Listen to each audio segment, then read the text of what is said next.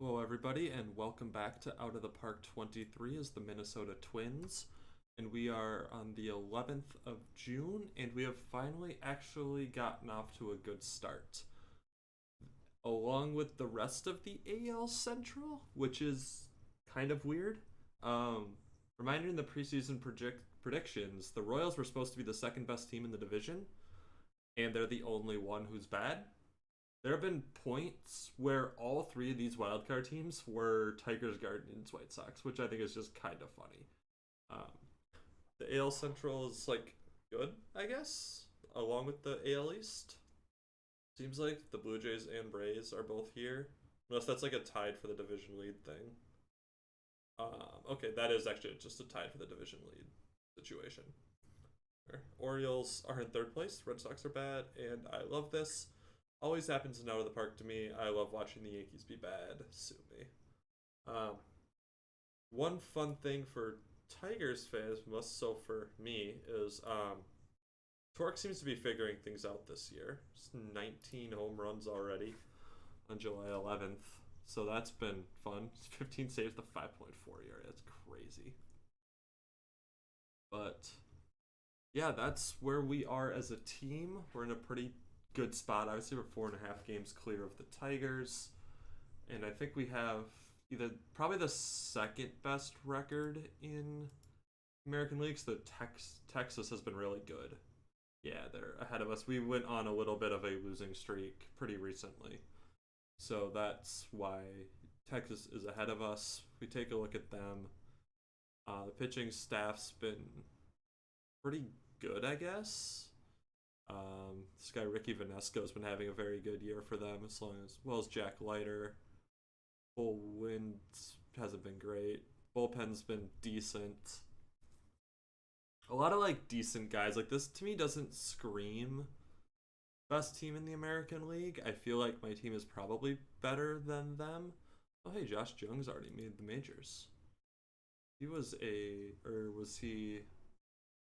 Okay, this is not. Oh, I'm thinking of Jace Jung was the draft pick. Um, but yeah, so that's what's going on there. As far as the injuries go, this is Alcantara's second trip to the injured list. That's obviously not great. I had him make 2 rehab starts before he came back up after the first injury. I'll probably have to have him do 3 or 4 this time. Elbow strain. So it is 2 different injury types at least. That makes me think that they're not as likely to be related. But elbow injuries obviously are concerning, especially since he's under contract, for multiple more years after this year. I guess 2 more years, really. And then Kirilloff is hurt.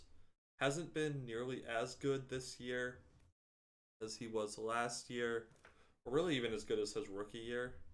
So that's a little disappointing. I mean, this was a 75 before the year. Now it's down to a 60. Um, Injuries doesn't seem like a major concern, even though it's the back spasms. We'll sort of see where we kind of end up going with that. And Josh Weiner is a much bigger injury than I would have thought at the beginning of the year. He kind of came up and saved us because we've also had DeGrom go on the injured list at the same time when Alcantara was on the injured list. So, yeah, I was a little bit lucky, the 213 BABIP, but 5-1, 3 ERA. I mean, that was really nice to help kind of stabilize our team during that injured list time. Royce is also a guy who was injured. He's on a rehab assignment, kind of just got off the injured list. Hasn't been playing super well in the majors. We'll see if him getting some time to maybe beat up on some AAA pitching will help kind of right the ship there. But as far as the actual team goes, let's see. So Polanco has kind of had a little bit of a resurgence this year, and we've had to move him actually out into the field with the Royce injury, where he's a better defender than Aranda. So even though I do want both of their bats in the lineup, Polanco's glove is a little bit better. I mean, he's just on pace for what might be a career year for him. So that'll be exciting to see if he can keep this pace up after the down year he had last year. It'll make the do what I want to do with this team option. I'm just really not sure at this point in time. Where my middle infield depth is decent but not amazing.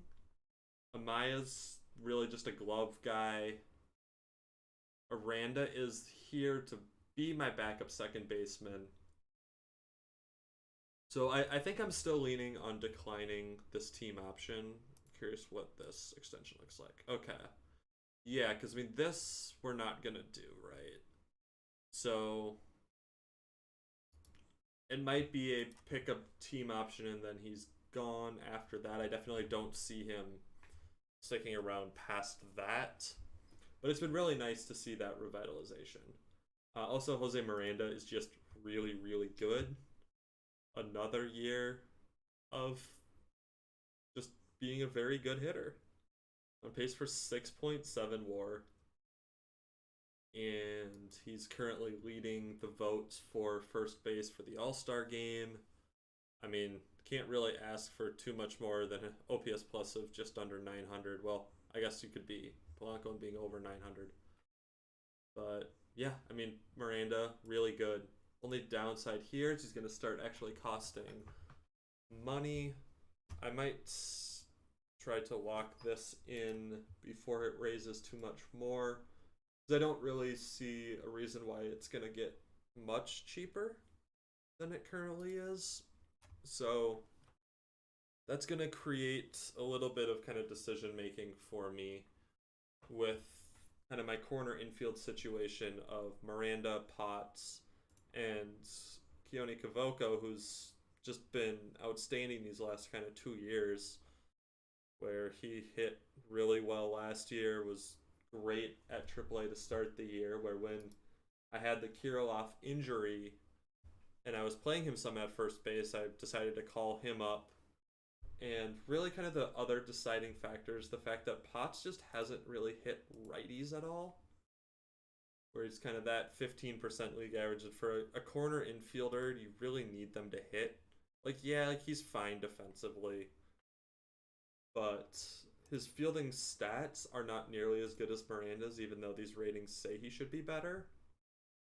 So I think that's just a situation where my scout's just wrong on the two of them defensively, based on just what I've seen. I mean, Miranda won a Gold Glove last year, so that's sort of what we're looking at this point in time. The other issue with Polanco is hitting lefties, something he's doing better this year, but it's still a noticeable gap where I don't need to feel like I have to have him in the lineup against lefties. But yeah, so that's sort of what we're looking at there. Correa hasn't been great offensively, still worth almost 2 WAR because the glove is still very good, which is part of the reason why I felt okay paying him as much money as I am. Like, obviously, I wished I wasn't paying him $38 million for what could be like a 4 WAR year. I mean, I guess that's, if he hits 4.7, that's pretty much even on the salary when you consider roughly it's $8 million per WAR. So I guess that's not too bad. Kepler, another good year. This, I can't see myself wanting to pay this, because even though, yeah, he's better than Frelick or Chappelli, he's not like that much better than them, to the point where I don't think paying him $25 million a year makes sense. So we will probably just be qualifying, offering Kepler, and moving on. As sad as that is, I wish I could keep him around, but it's too much money for a corner outfielder. I think that's not a, Juan Soto type elite player. But yeah, it'll be unfortunate to see him go. Obviously, he's been good for us. It'd be nice to win a title with him this year. But yeah, that's where we're at with the lineup. Pitching has been good. but not as like dominant as I would have hoped for. Nola has regressed some. Gomez hasn't been great. He's been like I think fine out of the pen. Oh no, I think this was mostly him getting like lit up in one outing. But yeah, it was really bad as a starter for me this year, unfortunately. So even with how good he was last year, I can't stay tied to that forever. So Rozek kind of took a spot in the starting rotation where he's been pretty decent as a starter. Uh, I mean, he's pretty similar to Winder in the. It's really about the control, not walking guys. Doesn't need to strike a lot of guys out to be successful. So we'll see where we end up there. Really, I think the biggest question mark, though, is what has happened to Jean Duran. Of just, yeah, expecting this is just not reasonable at all, right? Like, to have a 1.5 ERA over 107 innings, yeah, this is an outlier year. Always will be. Not expecting that.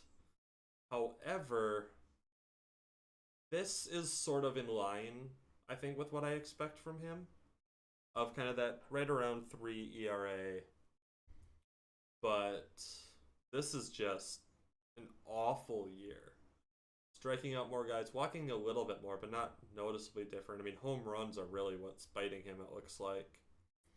Where it's almost a double the home run rate before. It's not really even a BABIP thing. BABIP is in line with 22, much lower than 23. So, yeah, we had to move him out of our late inning role because he was blowing games for us. And the rest of our bullpen has just been really good. Like, especially, like, kind of you look at these 5 guys, multiple ERAs below 1. All 5 of them are below 2.8. So, yeah, Balazovic is another concern point for me, though. Only 4.6K per 9 is really rough. It's not a huge sample size, obviously, of only 13 innings. But when I was using him out of the pen last year in the majors, he was striking out 12 and a half guys per 9. And he's got 60 stuff, supposedly. So I really feel like he should be doing better, but the lack of strikeouts is just really concerning to me. So that's going to be something where I'm just not sure what we're going to do with him. This is his last option year. So we'll kind of see. This is a little ride or die for him this year about what we're going to end up doing. Because I've had some other guys that I've called up that have been decent. Hoffman was pretty good in the little bit I've called him up. Had a couple of games that have just been super long. Cano, I think, is just probably done for me. We'll see. I mean, again, he's been like fine, but 30 years old. I think this got to be last option year, yeah. And it's just not a guy who's been elite. So I think that's a piece I'm willing to move on from. And we'll kind of see where we end up going from there. Austin Love's been pitching pretty well in AAA. The reason why I went with Varland over Love for the call-up for when I needed the starting pitcher there is partially because Varland has been better. But mostly it's because I think Love has more to gain from being in AAA for a little bit more time. Like, there's still kind of this gap between the overall and the potential where I think there's still more to grow. That's nice to see this being back up to a 55 from the 50 it was at before. But yeah, like, I mean, I think that he's a guy who definitely will get some time in the majors this year. But I went with Varland kind of as a little bit as a kind of reward for just how dominant he's been in AAA, but also because I think that there's just less that he gains at this point, it seems like. from being in AAA. But we'll see. We'll kind of see how he does up here in the majors. My guess is it probably won't be super great, but again, we'll see. As far as when we look at prospects, on the pitcher side, there's been a couple of standouts, namely Osmond and Povich have both been really good. Osmond, I don't see as a starter long term. I definitely see this as much more of a reliever archetype, where the walks, I mean, even with this ERA, this FIP, he's still walking 7 guys per 9, but he's striking out 12 and a half, and I mean, if he can continue to strike guys out, then I think this is a profile that could play as a reliever in the majors. It's not a starter though, for sure. And Povich, on the other hand, I mean, this is an archetype that I guess seems to be doing well for me right now, is the not as high stuff movement, high control. Was very, very good in high A to start the year. And maybe this will be something. I mean, this is a guy that did just get traded at the deadline by the Twins in the Jorge Lopez deal.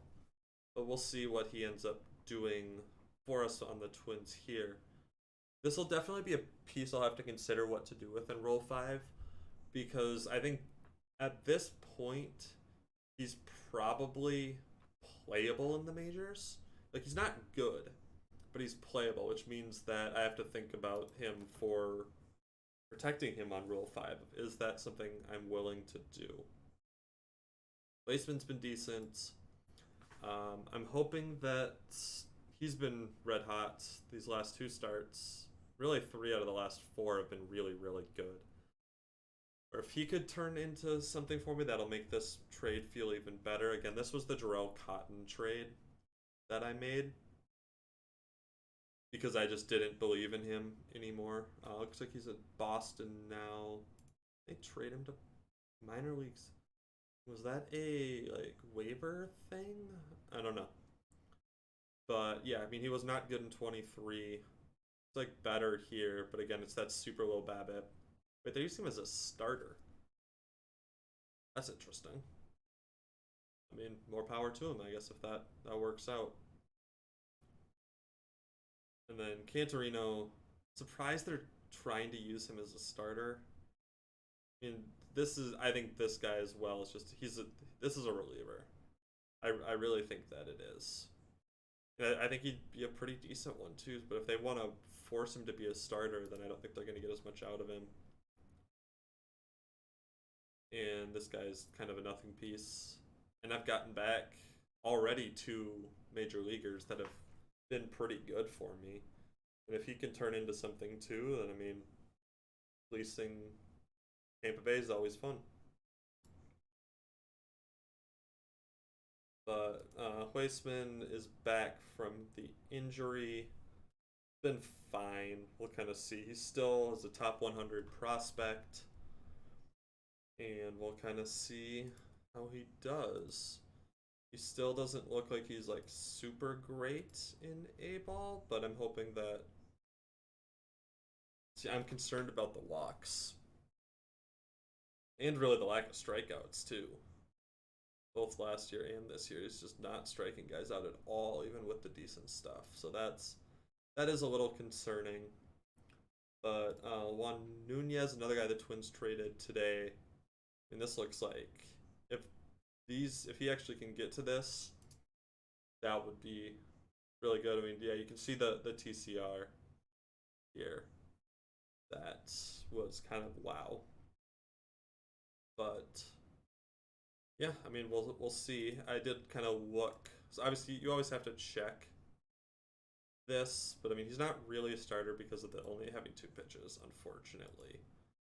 So a little unfortunate to have the big TCR on a reliever instead of on a starter. But I mean, this is a guy that could be a stopper with 45 stamina. I mean, we want him to pitch better in the minors before we really do anything with him, but that's became a very interesting piece. Butcher's been off to a pretty decent start here. My 11th round draft pick from 2022. And yeah, I mean, there's definitely potential for him to get promoted, probably around the trade deadline if he continues to pitch this well. Where that's something where he could get the bump up to double A. I'd like to see more than 11 starts in high A, even though he's been good there. I'd like if this was a little bit higher, then I would maybe be bumping him now. But as it stands, I think getting him some more time there. Osmond and Povich, we've talked about. Hajar's been again kind of fine in double A. We're getting closer to the Rule 5 situation on him as well. Where I don't know if this is gonna be good enough. He doesn't have kind of the one thing that's gonna really propel him into being good, and the control. I don't love seeing out 5 walks last year. I mean, the walks are down from last year, so that's good. But we'll see. Then in AAA, I mean, we talked about Love. Medeiros, I don't know. I might want to send him back down to double A because he's struggled. Rocker, we're still waiting to come back from the UCL. It's 6 weeks.